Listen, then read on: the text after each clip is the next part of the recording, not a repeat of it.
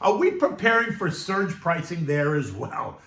Oh boy, this is going to get very interesting. I just wonder, what will Wendy's customers do when that surge pricing goes into effect? Now, the economy is back to being in focus, right? Earnings season is mostly over. Yes, we're going to get retailers this week. In fact, Lowe's came out and beat on both the top and bottom lines. The stock is quoted up $1, right? Macy's, they come out mixed. AutoZone is next, right? But I'm not sure it's going to change my mind at all about where we're going.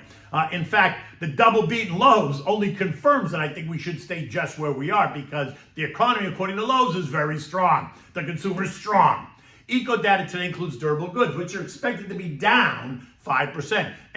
Transport, so it's up 0.2%.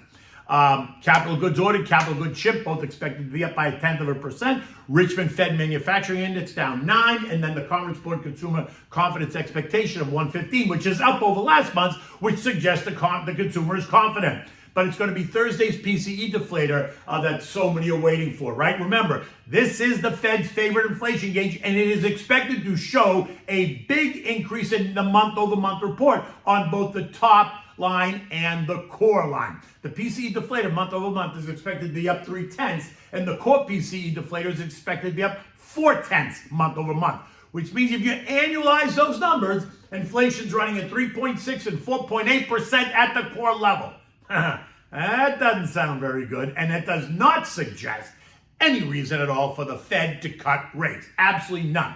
And by the way, did you hear what the new Kansas City Fed president, his name is Jeffrey Schmidt, right? What he had to say. He basically said, slow down, boys. He's urging patience on cuts as the fight against inflation is not over, citing the strong job market, considerable momentum in demand, and in his view, there's no reason to preemptively adjust the stance of policy. Notice the choice of words there. Adjust versus cut, right? Because it sends a different message. Now, I quote him. He said, I believe that the best course of action is to be patient. Continue to watch how the economy responds to policy tightening that has already occurred, and then wait for convincing evidence that the inflation fight has been won. And bam, there you go. Now, will this be the same song that the others sing as well, right? And if it is, then just maybe those 3 rate cuts that the market is supposedly pricing in for 2022 will also be adjusted. I mean, 3 cuts.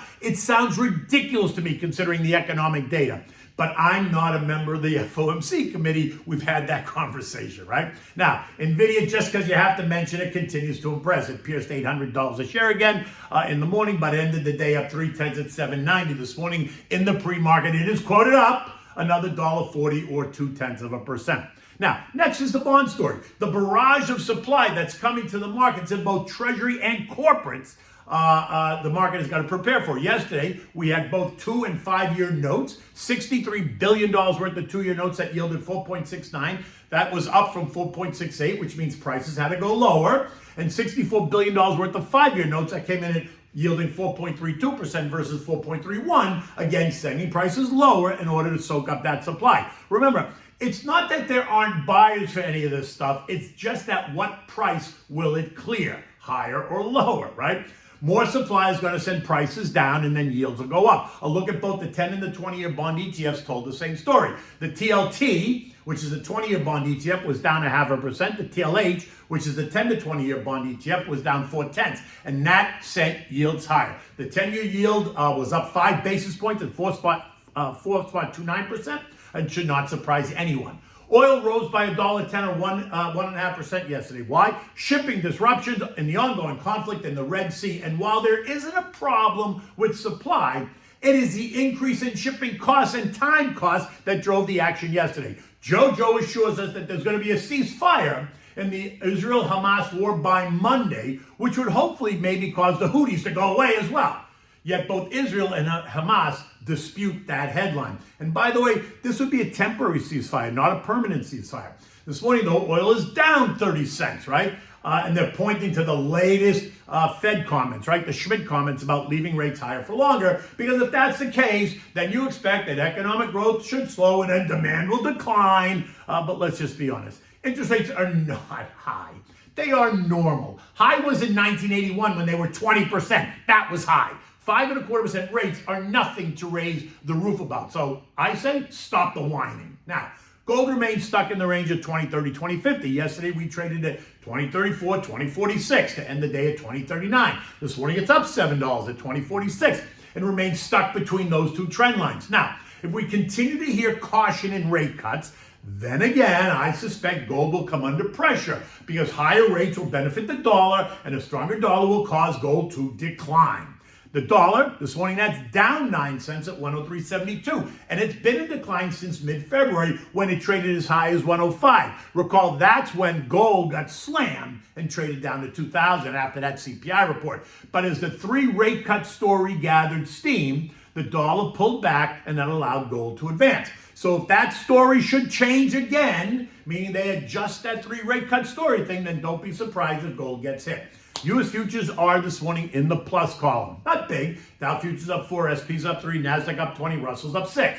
I expect the action to be subdued today as investors, traders, and even the algos are reluctant to make really big bets ahead of all this Fed speak and the eco data later in the week. And if Jeffrey Schmidt is the canary in the coal mine, then we can expect more talk of not so fast. And if that's the case, I would expect stocks to retreat a bit. At least I hope they do, right? But just understand, while valuations for some tech stocks is high, causing some of those stocks to become stretched, this is not the case for the broad market and other industry groups, right? Which supports the argument that a major pullback is most likely not happening as money will move out of the stretched sectors and into those other sectors. So think consumer staples and healthcare, financials, industrials, basic materials. Are other sectors that are really there are opportunity. Now, tomorrow we're going to hear from Atlanta's Rafi Bostic and Boston's Susie Collins and New York's Johnny Williams. On Thursday, it's going to be Chicago's Austin Goolsbee and Rafi Bostic again, and Cleveland Fed President Loretta Mester. And on Friday, we're going to hear from Rafi Bostic again and San Fran's Mary Daly. European markets this morning are treading water, very much like the U.S. Futures, right? Germany's up 0.4, while Spain is down 0.6%. The others are trading in between those bands, consolidating after all the excitement. Bank of England Governor Andy Bailey is speaking today about the British economy. Eurozone economic activity and consumer confidence is due out tomorrow. France, Germany, and Spain CPI is due out on Thursday. Eurozone CPI is due out on Friday. Next, the other thing you should know is suddenly we're hearing about the European granola stocks, right? These are Europe's 10 biggest stocks that have carried those markets higher, raising concerns about concentration risks in Europe the same way the Magnificent Seven raises the same risks here in the United States. Now, the granolas, which is apparently a Goldman Sachs acronym, includes GlaxoSmithKline, Roche, ASML, Nestle, Novartis, Novo Nordisk, L'Oreal, LVMH, AstraZeneca, SAP, and Sanofi. So take the first initials of all those names and there you got granola. Now, the S&P closed at 5,069, down 20 points, closing on the low of the day. The range yesterday was 5,068, 5,097. I continue to think it's toppy. I've been saying that, right? So patience is a virtue. Doing nothing and keeping some money in your money market account, earning 5%, is an investment decision, right? I am looking for some more churn, and I expect the broader market to back off a bit just going into the end of the quarter. And I've been clear on that. I've been saying that, so let's just see if it happens. Okay, so now what are we having for dinner tonight? So these are braised beef tenderloins. Simple to make, easy to make. They're great. You take like a tenderloin and just cut them into not thick, not like a filet mignon, but like half an inch or so, right? So you need crushed garlic, you need olive oil, butter, you need the beef tenderloins, right? You need flour, salt and pepper, and a nice full-bodied red wine, maybe a cab or something like that. You want to begin by selecting a saute pan that's going to accommodate the tenderloins without crowding them. You're going to heat the pan up on medium-high. You're going to add in a bit of olive oil, 3 tablespoons or so of butter, right? And then you're going to drop in the crushed garlic. You're going to saute it around and let it get all fragrant. While that's happening, you want to season the tenderloins with salt and pepper and then dredge them in flour, right? When the butter's all melted, you're going to add the fillets to the oil and butter and brown the meat nicely on both sides. Once you're satisfied, take the meat out, place it on a platter, just set it aside. You're going to come back to that in a moment. Now, go back to the saute pan. Add in about 3/4 cup of the red wine to the pan, the cab, whatever you choose. Let the alcohol burn off. Always using a wooden spoon to scrape the bottom of the pan. If there's any bits on there, you want to get them all nice in the juice, right? When the wine is almost boiled away, add the fillets back in and cook for about 1 or 2 minutes more per side. You just want to heat them up so they get kind of the wine flavor. Remove and immediately serve this on a warm plate with a green veggie. I would suggest Brussels sprouts, roasted Brussels sprouts. So for these, you need the Brussels sprouts. You're going to trim them and cut them in half lengthwise. Salt and pepper, fresh lemon juice and butter, right? Prepare the sprouts, put them in an oven, roasting at 400 degrees while you are tending to your tenderloins. When you serve the tenderloins, then serve this with a large mixed green salad.